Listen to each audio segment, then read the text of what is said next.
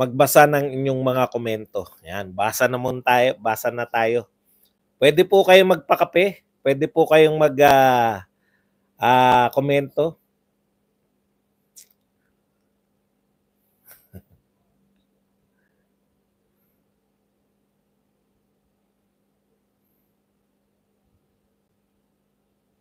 Pati pagko-comment tayo. wala akong mabasang comment. Antin.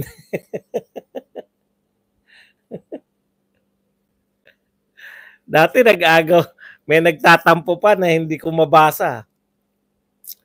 Kaya ngayon tinatrabaho na siya si BP.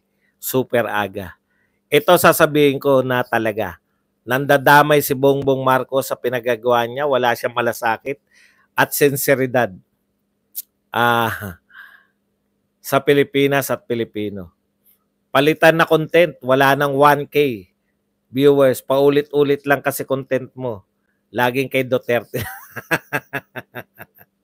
Utot mo. Makakabawi rin kami. Wala lang magandang traffic eh. Ako na magtatanggal Okay na yung mga tinanggal nyo kanina. Ngayon po ako na magtatanggal. Pansin ko boss, bihira na mag-notif si Whitey. Mukhang na-magic na din. Okay lang yan. Talagang ganun eh. Yan ang problema sa madami nagsasalita, Boss Buds. Nadadagdagan ng istorya tulad ng ginagawa ni Roque. Correct. Di ba? O ngayon, tapos si Carpio, salita rin ng salita. Meron nagsabi kanina na na daldal ka kasi ng daldal. Di ba? Meron nagsabi kay Roque na daldal ka kasi ng daldal. Hindi ba yan yung gusto nyong gawin ni BP Sara, dumaldal? Yan kasi mga utak dilawan yan eh. Oy, thank you very much kay Reynan Sapanta na nagbigay sa atin ng 250 pesos na pangkape. Yan. Kulang kayo, wag niyo kukontrahin, be positive. Boss B, Guarin issue, dengbak siya. Correct. Sir Buds, bakit po kaya tatapang at ang kakapal ng mukha ng mga congressman ngayon? Siyempre, feeling nila pinakamakapangyarihan sa lahat si Martin Romualdez eh. Yan ang problema sa madami nagsasalita. Yan, may plano si Garin na magsenador. Nanalo itong admin ng walang kahirap-hirap dahil sa mga Duterte. Tapos kapag oras ng trabaho, sisi sa Duterte ang problema. Ganito ginawa nila. Kulang pa yan, Leonard Alecha. No, pagkapanalo dahil sa Duterte, gusto kagad sibakin si Sara Duterte. Pero pag may problema nakaharap, isisi sa Duterte. Di ba? Boss, isisi rin sa Duterte. Dalian train na di kasya sa MRT. Sino ba ma-order niyan? Sino na nga ma-order niyan? Si Pinoy pa ba yan? Bossing Vince Salon here from Southern California. Following and watching you always. Maraming salamat sa mga taga-California. Badong, kailan ang susunod na rally? Nag-aabang din po ako. Boss, akala ko replay yung pinapakinggan ko, live pala.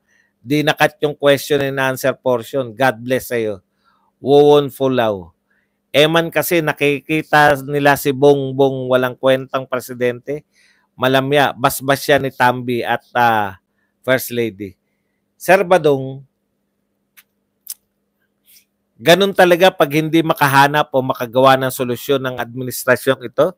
Kaya palaging si PRRD ang may kasalanan sa lahat. Bossing, nabudol ako. Ram, hanggang ngayon ba? Hanggang ngayon ba, Ram? Grabe talaga, Sir Buds. Iba din. Lovely Mendoza. Meron pa nga, hindi lang natin pati po yung Pogo. Pinalalabas po nila na may mga spy dyan sa Pogo. Palayasin nyo lahat. Bakit hindi nyo na lang palayasin lahat? Bawi na lang sa kape, next president si BP Sara. Lahat na nangyari ngayon, for sure, isisisi sa Duterte. Yan. Thank you very much, Gregory, sa 10,000 yen. Won pala. 10,000 won. mahirapan mga vlogger sa pasabog ni Ma.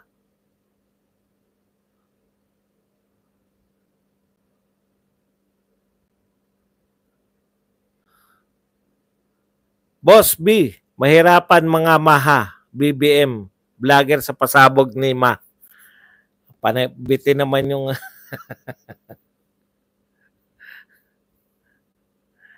Andy.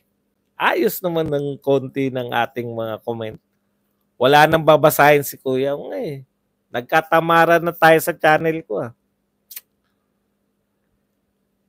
Cardong Catman, ako nga rin nabudol. Kinampanya ko pa naman yung Judas. Panahon pala ni Pino yung agreement sa China na di magdadala ng construction material sa Ayungin. Scholz Secretary Voltaire Gasmin. Nagsabi ito ay nasulat sa Inquirer. Issue May 2013. Kita nyo? Kayo pala nakipagkasundo. Kaya alam nyo po, totoo yun eh. Alam nyo si Pangulong Duterte. Maano po sa batas yan eh. Hindi po niya. O baka hindi nyo pa rin alam. Baka naniniwala pa rin kayo sa kanila na hindi tinaguyod ni Pangulong Duterte yung panalo natin sa arbitral ruling.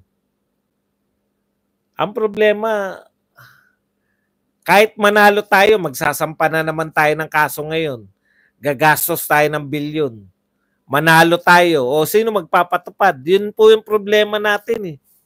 Kahit na ilan po ang ipanalo nating kaso laban sa China, ang tanong, sino magpapatupad ng panalo natin?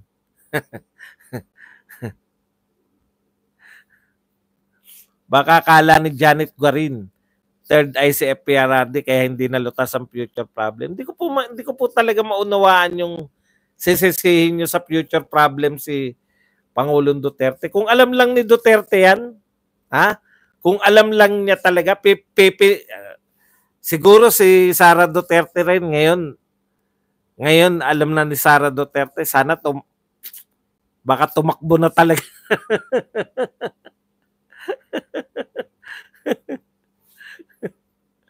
Grabe, sobra na ginagawa ng gobyerno. More pindot likes, like. Kasi once na nag-blame blaming game na po tayo, wala na pong pag-asang malutas yan. Maniwala kayo sa akin. Paano po lulutasin yan? Bliname mo na nga kay Duterte. Ano pa lulutasin nila? Ibig sabihin, kung si Duterte po ang may kasalanan niya, siya lang din ang may kakayahang kumbaga, tignan niyo sinasabi ni Guarin, kasi nawala na yung tao, nawala ng interes sa pagbabakuna dahil panahon ni Duterte. Di ngayon, hindi ako naniniwala. Kasi kami pumila ng 3 beses sa bakuna eh. Ang haba po ng pila sa bakuna, promise. Ang haba po, yung buong SM na yun, napakahaba po. Wala yata mga swelduhan na hunyango at troll. Basta kami, Sir Bads, solid Duterte lang kami kahit anong paninira nila, God bless us all. Dahil dyan, mapipilitan si BP tumakbo sa presidente sa 2028. Correct. Alam mo bakit, Gregory? Bakit ako naniniwala? Matalino si Inday eh. Paano siyang hindi tatakbo? Ngayon pa lang, vice president pa siya. Pangalawa pa siya sa pinakamataas na tungkulin. Tignan nyo na yung panggigipit sa pamilya niya. Di ba? Kung siraan yung tatay niya, ganun na lang. Sari-saring kaso. Pati kuya niya, si Pulong. Bintang na wala namang bintang. Alam niyo yun? Pulong, may pondo ka pala. Dapat hindi na kayo binabaha. Puta, kailan ba sa Maynila? Kailan ba nawala ng pondo ang Maynila? Ang tagal ko pong nag-aral sa Maynila. Maniwala kayo sa akin, 7 years ako sa kolehiyo. Sa Maynila ako nagkolehiyo, 7 years. Umambon lang po sa Maynila, baha. Wala pong pondo ang Metro Manila. Thank you very much kay Lovely Mendoza. Pangkape, Sir Bads, you deserve it. You're still my number one vlogger. Thank you very much, ha. Lovely Mendoza. Okay lang yan. Huwag po kayo mag-alala, may nanonood po sa replay. Hindi, sabi nyo nga, hindi napadala ng, anong tawag doon? Hindi napadala ng mga, anong tawag doon? Yung sinasabi nyo ngayon. Ayun yun nun, nababasa natin lahat. Boss Mads, posible po talaga na may blockage sa streaming mga vloggers na tulad mo. Later po, tignan ko yung kay Attorney Tricks kung mukhang bumababa din. TY Lovely, kaya pala Ram. Lovely Mendoza, TY sa Pakulay. Andy Tagle, kay Tatay Diggs, parang ang laki. Ang ikli ng panunungkulan niya, pero ngayon kay BBM, parang dekada na sila sa pwesto. O, wala pa pong ano. Sa June pa po, sa July pa po sila 2 taon. Wala daw notif. O yan, okay lang po yan. Kasi mamaya may notif na yan. Opo boss, walang notification. Yan. Andito pa kami, audience mo. Wag na po natin pag-usapan na bad vibes pa po tayo eh. Tuloy na lang natin. Maganda naman po yung talakay. Ayaw nyo no, nababasa lahat yung comment nyo dahil konti lang tayo. Nag-antay kami. Kap, ako din wala notif, tinignan ko lang. Ang linaw mo nga mag-explain, Sir Buds. Yan. Yes, Boss Buds. Wala notification sa mga regular viewers. Tuloy po tayo, Sir. Yan. Tuloy na po. Mag-comment na po kayo. Kalimutan nyo na yan. Narito pa tayo. Ang sigla-sigla natin. No? Mukha ako naligo. Mukha ba ako naligo? Hilamos lang. Gusto ko maglublob ngayon sa ano. Sobrang init. Gusto ko maglublob sa swimming pool. Magamit naman yung swimming pool. Mamaya.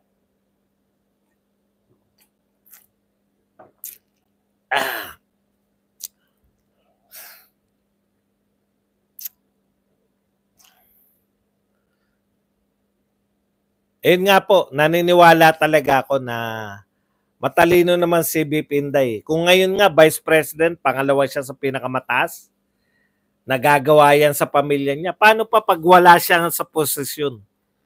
Paano kung hindi siya tumakbo? Pangkaraniwang mamamayan na lang sila. Putya, hindi na mangingimi ang mga yan. Talagang kaso rito katakot-takot.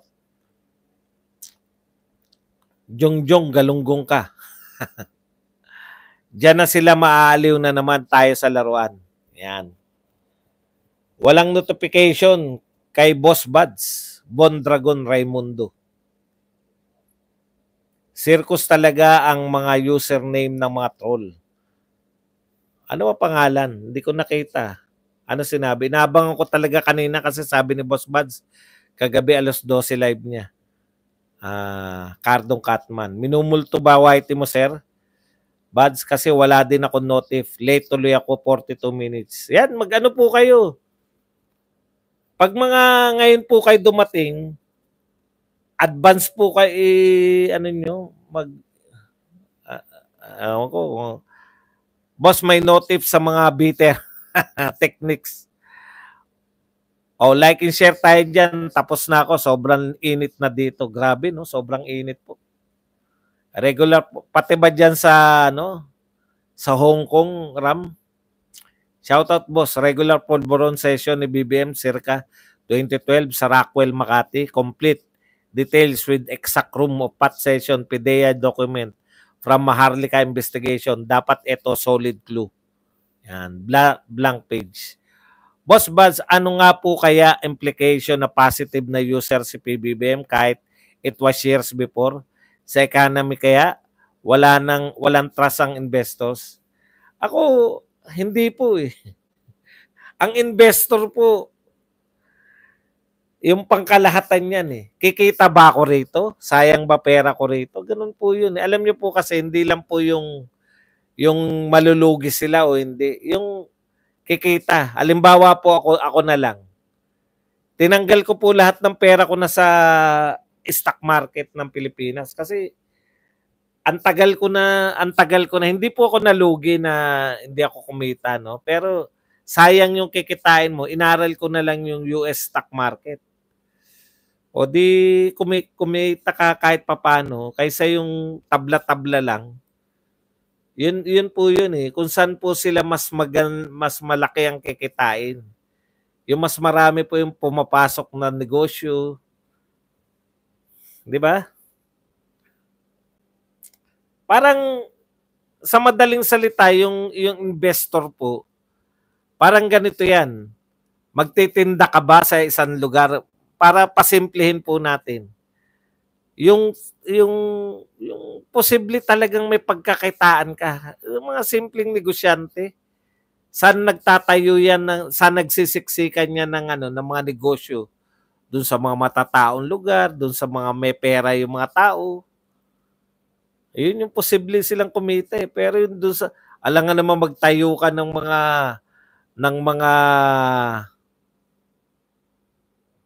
halimbawa yung mga ano tag diyan kapihan, yung kapihan na sosyal. Ano yung pinaka-sosyal na kapihan? Dami ko nakakalimutan. Ayun, Gubat, Jollibee, di ba? Ganun yun eh. Kumbaga wala ka infrastructure dito eh. Ang bagal ng internet, pupugak-pugak. Kaya nga hindi ko napagsasabay yung ano eh. Starbucks, mag-Starbucks ka ba dun sa bundok? Hindi, di ba? Ganon din po yun. Kumbaga, kikita ba sila dito sa Pilipinas? Eh, wala nga inaangal nga ng mga Pilipino. Pang-araw-araw eh.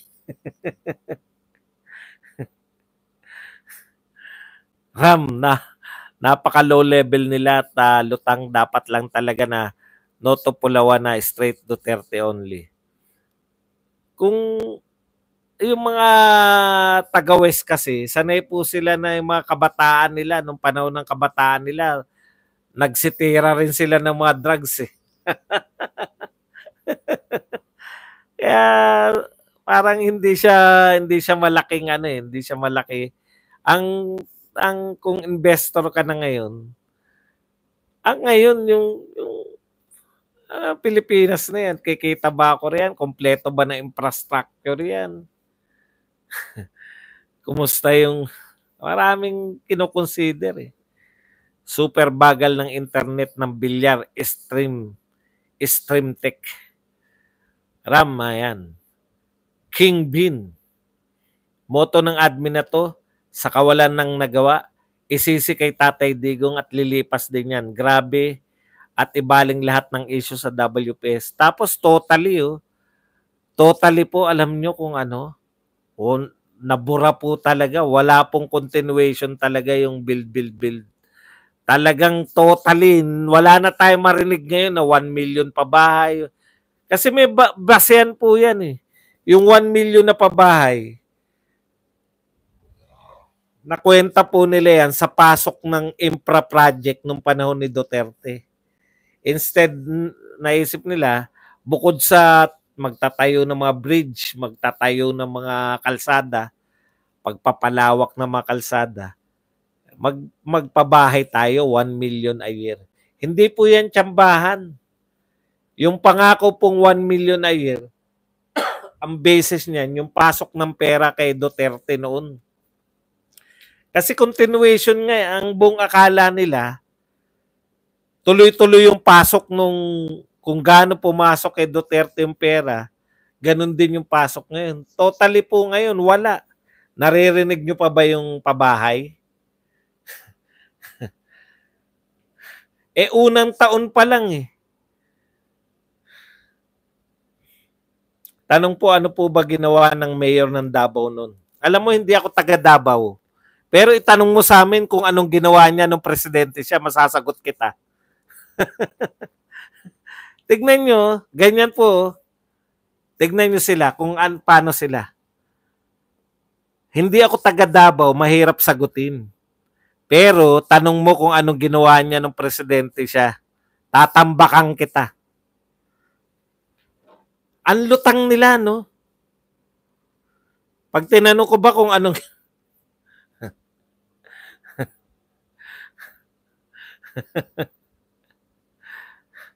Paasa lang, hindi niya pala kayang gawin.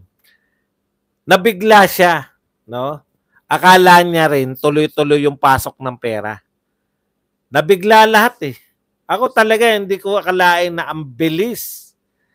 Ang bilis ang bilis talaga ng turnaround. Mula po dun sa talagang pagganon na ekonomiya natin.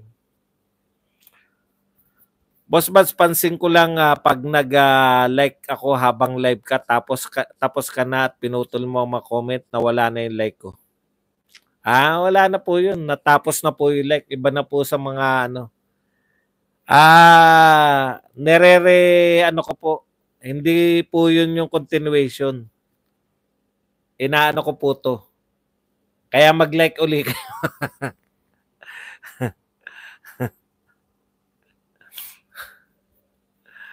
Ganito nila reply ko, tawa lalong nagagalit. Boss Bats, pansin ko lang yan. Sir Badong, wala talagang build ngayon kasi nga sa First District ng Romualdez sa Leyte, yung kalsada sira-sira. Wala sa ayos. Cardo, sinabi ko na dati, igon nila palitan ng branding. Nag-cringe ako nun. Bumalik sila sa Dilawan style. Entitlement habol nila sarili Marcos branding. At saka dilaw na dilaw sila pati pagtugon ng problema. Hindi nila tutugunan, isisisi nila sa dati. Kaya ano no, yung bilib na bilib tayo kay Tatay Digong, ramdam na ramdam mo eh.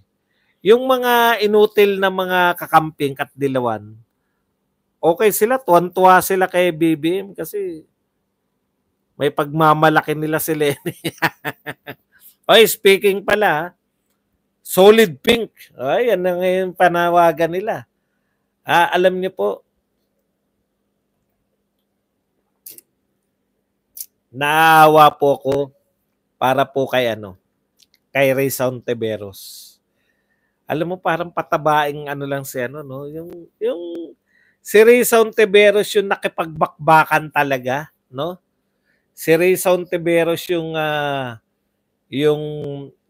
talagang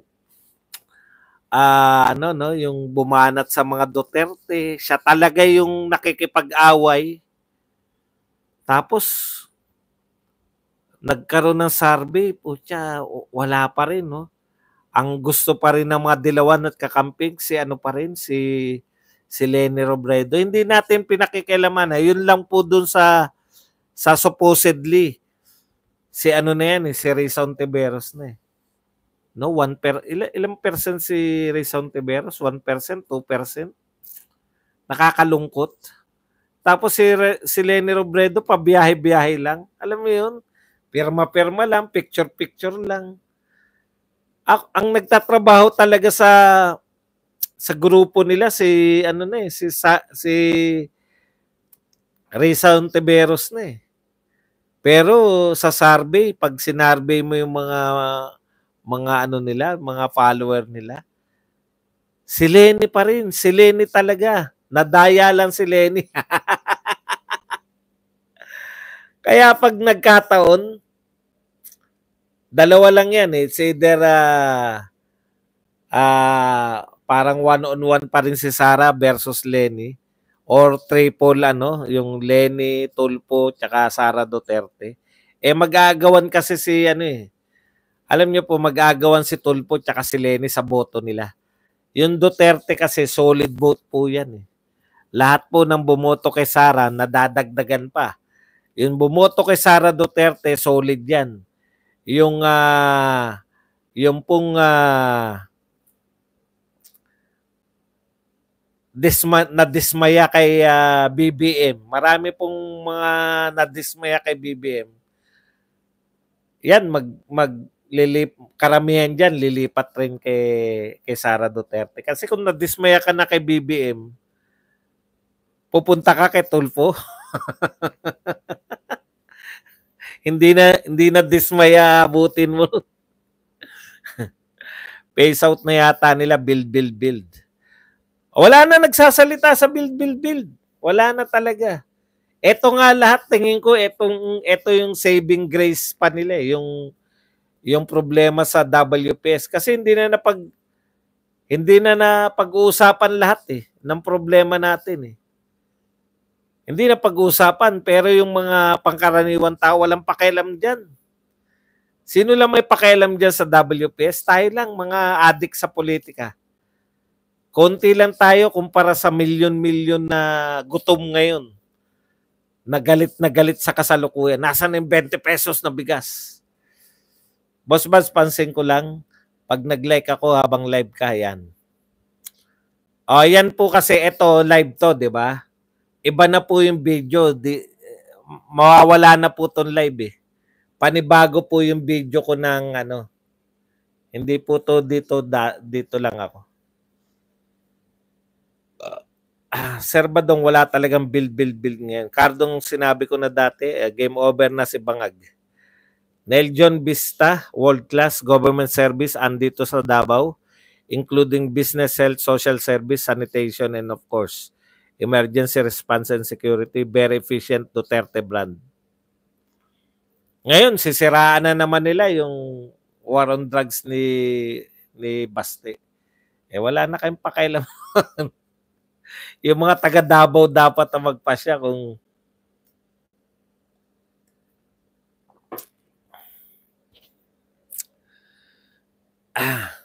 actually hindi siya replay. Ibang video na po siya. Kinokopya ko po to tapos yun po yung inaano ko.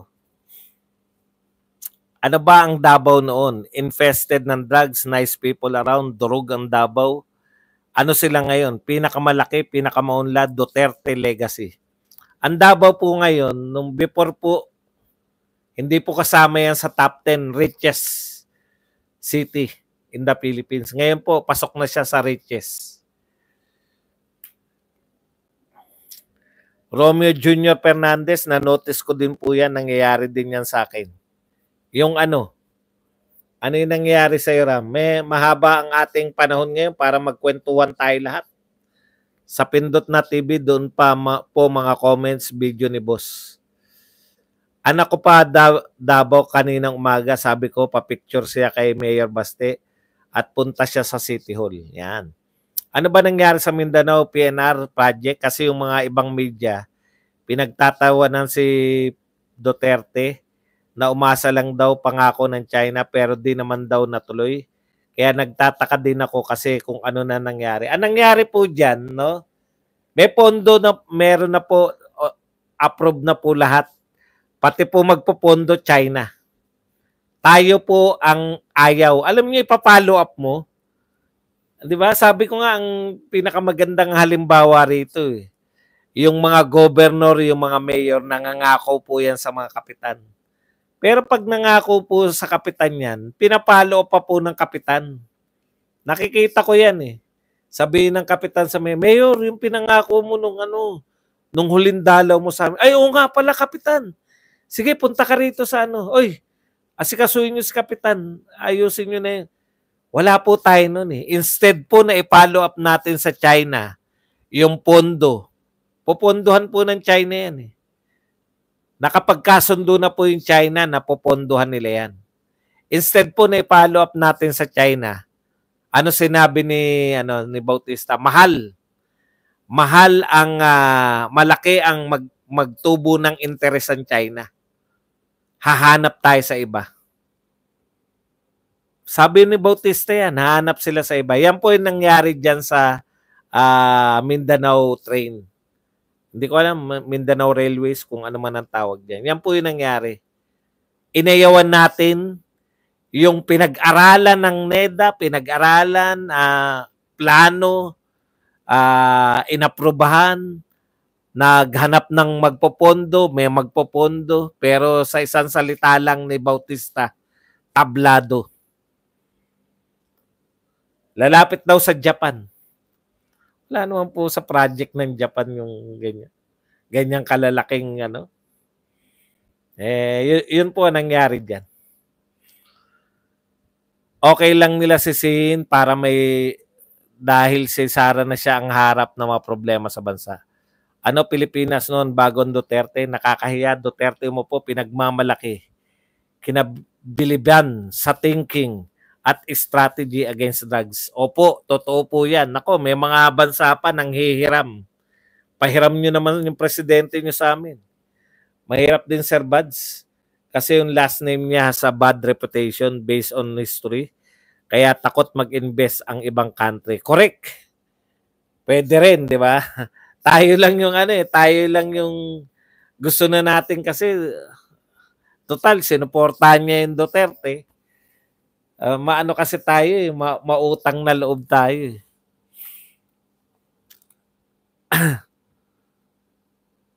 Alam mo, sir, naiyak ako nung sinabi lagi ni PRD na siya ay trabahante lang. Pilipino, ayaw niya nakalagay na name, pag mamalaki na name nila, ayaw ng mga entitlement.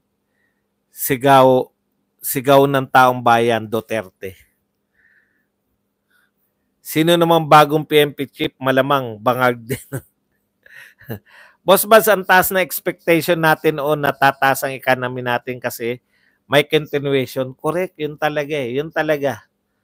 Sabi ko, nakachamba na tayo sa isang Duterte. Iko-continue nun yun na lang. Noon ko pa nasabi yan Walang makakatapat sa galing, sa husay ni Duterte.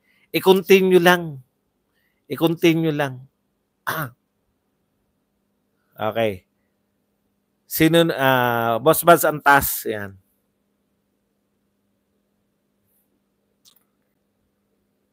Nagawa ni Digong sa Davao ng mayor pa siya, instant justice. Kapag rapist at killer, dadalhin sa burol. Nung pinatay, pinakita yung nakabo.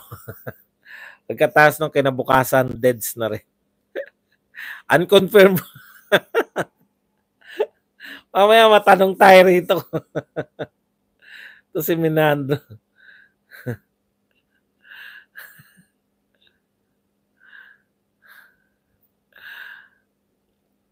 Okay. Ito pa pala. No? Ito nakalimutan ko sabihin, habol lang natin. Habol ko lang po to. Kung totoo na wala kayong magawa dahil parang ganun di ba? Ganun ang gusto nilang palabasin. Parang wala tayong magagawa diyan, panahon pa ni Duterte yan Di ba? Tignan po ninyo yung nagtayo ng resort diyan sa Bohol. Parang, Duterte kasi yan. Kailan ba inaprubahan yung permit niyan? Panahon pa pala ni Duterte. Si Duterte po, winasak niya yung mga resort diyan sa Boracay. Basta wala sa regulasyon, winasak niya. Nakita ko po yun maliit lang daw yung kalsada dati nung Boracay. Maliit lang. Tricycle lang yata ang halos kasya ron. Pero pinakita sa akin nung ayan, Boss Buds, winarak niya lahat yung mga building na yan. Yung mga nasa daanan. May mga malalaki raw na building na winarak niya talaga. Ganun po yun Wala pong pakundangan na sinong presidente. Hindi po nagtatanong, sino ba presidente nung inaprubahan niya? Wala pong ganun. No? Nakita niyang mali ngayon. Panahon niya. Itatama niya ngayon. Ngayon ang problema, ngayon niya lulutasin. Ngayon, tignan niyo po yan. Eto pa. Yan Pag problema, sinisisi nyo. Problema yan ni Duterte. Eto, nilutas ni Duterte, yung mga ati.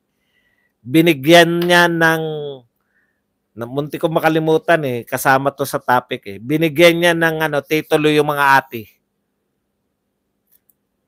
Bakit kaya niyong bawiin sa mga ate yung lupa nila na binigay ni Duterte?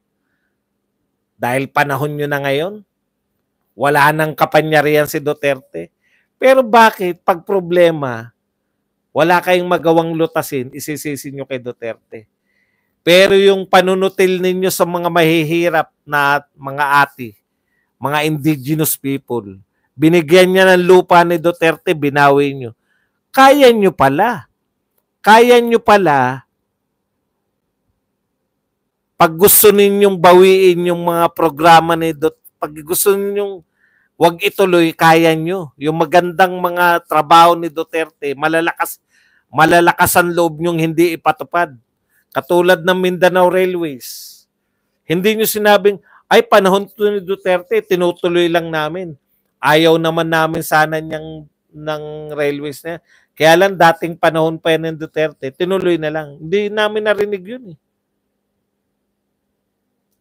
Pag ayaw ninyo yung proyekto ni Duterte, pwede nyong patanggal.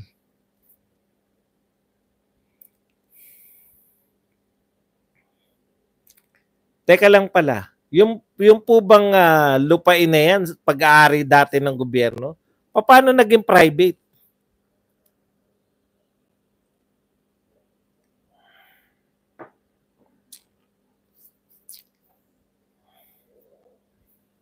Okay, bakit tumangal silang hindi taga Davao? Doon sa nagtatanong sa ginawa ni Mayor Digong. Boss Buds, Sara Aimee ako. Eh di good for you. Buti ka pa, meron ka na. Ako kasi follower lang ako eh. Hindi ako nagpapasya. Para tuloy ang drug war, si Baste ang presidente. 2028, Sara back to mayor sa Davao. So, meron pong mga kakayahan si Sara Duterte na hindi po kaya. Yung experience po, iba po yun eh. Iba po yun, no? Na-experience na ni Sara Duterte maging vice president. More or less, nakita niya na yung problema sa buong Pilipinas. Na-experience niya yung pambansang leadership through DepEd. Kasi si Pangulong Duterte, may na-realize pa matalino lang talaga yung mama Na-realize niya na simple lang siya nung pag-upo niya. Gusto niya lang patupad yung ginawa niya sa Davao. Mayroon siyang formula Na-realize niya, hindi niya kaya yun sa pambansang scope. Tama nga naman, halimbawa yung drug war. Pwede niya malinis yung Davao. Lipat lang yung mga tao sa ibang lugar. Eh dito, pambuong Pilipinas, war on drugs. Paano lilipat? Saan lilipat? Kaya hindi nakuha ng ilang buwan. May kamag-anak kami taga Norsagaray, Bulacan. Mas pinili pa nila ngayon tumira sa Davao City. Pwede naman. Davao City number 1 sa GDP outside Metro Manila. Talaga? Hindi ko nasilip yan. Sisilipin ko nga yan para maipagmalaki ko. Naglabas na si Maharlika na ebidensya, Sir Badong. Di ayos. Okay na. Hinihintay ko lang na makumpirma yan. Ibabalita ko rin yan pag kumpirmado na. Pinas pa nagmalaki. Maharlika Fund, asan na? Correct. alam niyo ang proyekto ng pamahalaan natin, tsambahan no? Panay lagi ang focus to attract foreign investors. Lahat 'yan. Bakit bumabiyahe? To attract foreign investors. Bakit nagmaharlika? To attract foreign investors. Bakit nagchat-chat? To attract foreign investors. Lahat foreign investors. Paano mo ma-attract ang foreign investors? Nakikita nila na tignan niyo yung mga balita sa international. Kitang-kita doon yung mga pananaw. Hindi tayo naniniwala na magkakagera. Pero sila, feeling nila magkakagera doon sa Pilipinas Kung yun po nababalitaan ng investor, bakit ka mag-invest dyan? Nakasalang yan para magkagera. Baka bagong Ukraine yan. Pinas pa nagmalaki. Okay. Ang inyong likes ay suporta at pakape para kay Badong Aratilis. Phil Jimenez, Kuya Piling. Magpakape po kayo. Baka yung may mga pangpakape baka makalimutan natin. Hinihiram pa si PRRD. Badge, yung vlogs mo ng isang araw, di ko kinaya yung pag-iyak mo, kaya lumabas na lang ko bago ako bumigay. Anong umiyak ba ako?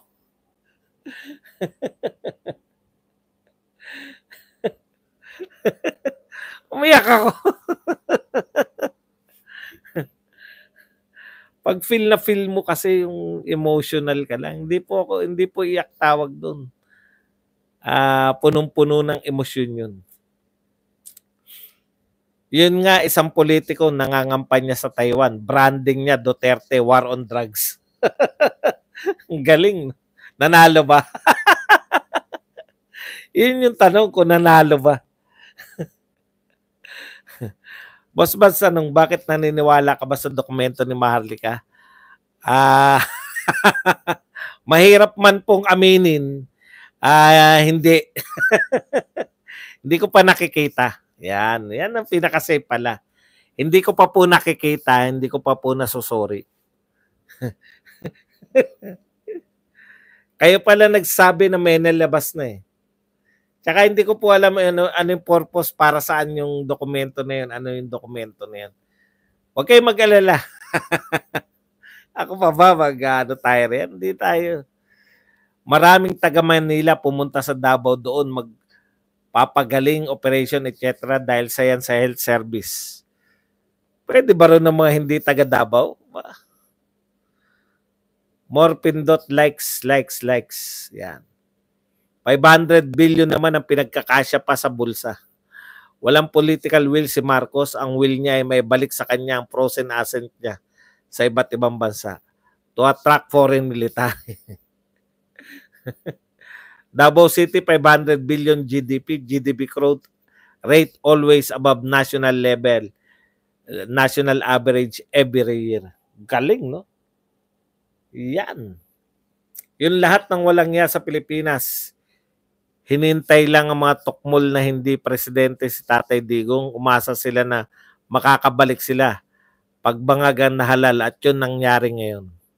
Kawawa tayong mga Filipino, hindi natin alam ang pera ng bayan, ubos na pala. Kaya ang pangunahing bilihin, nagtaasan, na dahan-dahan. Anong dahan-dahan? Biglang, kinausap ni Sara yung mga lugar ng komunista, barangay chairman. Pinuntahan ni Sara, kinausap niya mga tao, binigay yung serbisyo ng gobyerno. Doon pattern ng NTF-ELCAC, Boss Buds. Ako naniniwala ko doon eh. Na yung experience nila sa Davao, kasi yun na nga, di ba? Communist infested.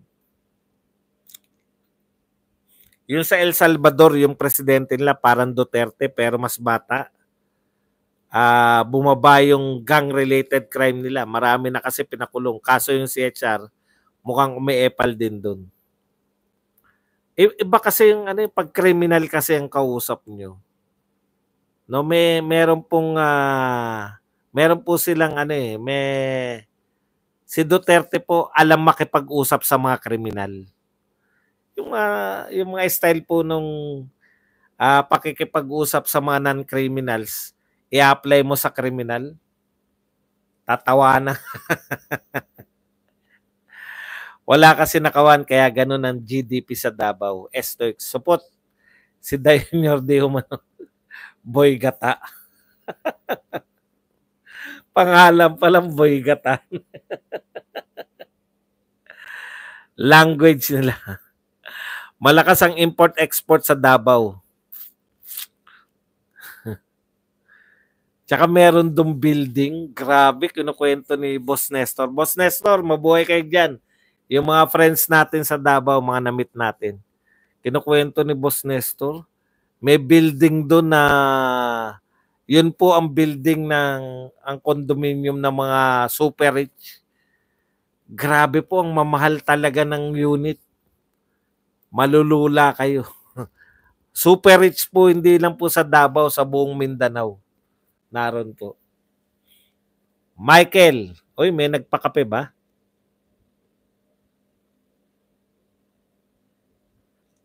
Magpakape naman kayo. Siyempre, babalik tayo dyan. Pag may okasyon dyan, sayang nga, nagka-problema si Pastor Kebuloy. Natuloy na ba yung Kingdom na inauguration? Ako, yun ang balik ko rin, yung inauguration ng Kingdom. Wala pang 2K viewers. Nabanggit ka ni Atty. Trixie sa vlog niya, Sir Badong. Boy Gata!